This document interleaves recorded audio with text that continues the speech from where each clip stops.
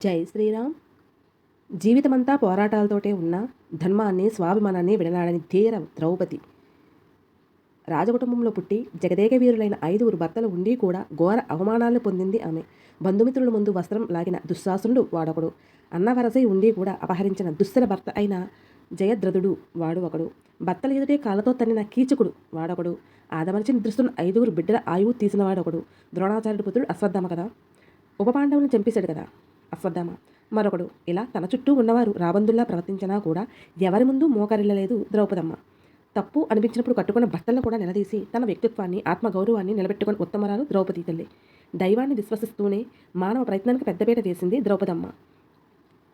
శాంతి మహోన్నతమైనప్పటికీ పరాక్రమణ ప్రదర్శించాల్సిన చోట శాంతంగా ఉండడం క్షత్రియ ధర్మం కాదని భర్తలకు హితవు పలికిన రాజబిడ్డ ద్రౌపది. అన్యాయం ఎదురైనప్పుడు మౌనంగా రోధించడం కాదు, ఎదిరించి పోరాడాలనే సందేశాన్ని అందించింది ద్రౌపది. ఈ స్త్రీమూర్తుల జీవితాన్ని పరిశీలించినప్పుడు త్యాగానికి ధైర్యానికి ఉన్న స్థానం ఏమిటో అర్థం అవుతుంది. తమ భావోద్వేగాన్ని అదుపులో ఉంచుకుని కుటుంబ హితం సమాజ శ్రేయస్సు కోసం నిర్ణయాలు తీసుకున్నారు. త్యాగం అంటే కోల్పోవడం కాదని భవిష్యత్తుకు పునాది వేసుకోవడం నిరూపించారు. కుంతి, ద్రౌపది, సీత, సుమిత్రలు కేవలం పురాణ ఇతిహాసాల్లోని పాత్రలు కాదు, మూర్తిభవించిన మహోన్నత మానవతామూర్తులు. అంతులేని త్యాగం, ధైర్యం, స్వాభిమానం, సమయస్ఫూర్తి ప్రదర్శించారు. అభ్యుదయం అనేది ఆధునిక వస్త్రధారణలో